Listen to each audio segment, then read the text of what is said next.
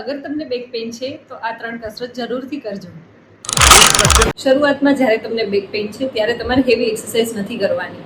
3 easy અને simple exercise હું તમને સ્ટેપ બાય સ્ટેપ આ વિડીયોમાં શીખવીશ. એ રીતે તમારે કરવાની છે અને ગરમ શેક પણ સાથે કરવાનો છે, જેનાથી શું થશે કે તમારા સ્નાયુ રિલેક્સ થશે અને એક્સરસાઇઝ કરવાથી તમારા મસલમાં ધીમે ધીમે સ્ટ્રેન્થ આવશે.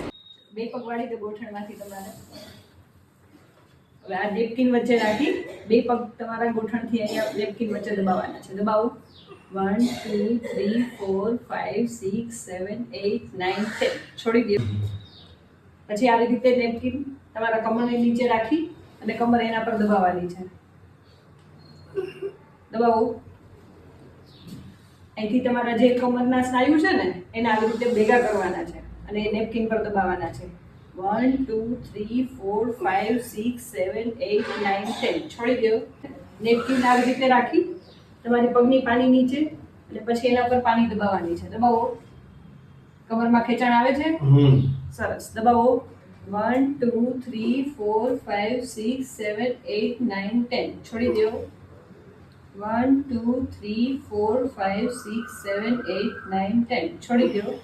આ 3 કસરત દિવસમાં 2 વાર કરવાની છે, સવારે 10 વાર અને સાંજે 10 વાર. અને જ્યારે ઊભા થાવ ત્યારે સાઈડમાં પહેલા પડખું ફરી જવાનું છે, પછી ઊભું થવાનું છે. હા,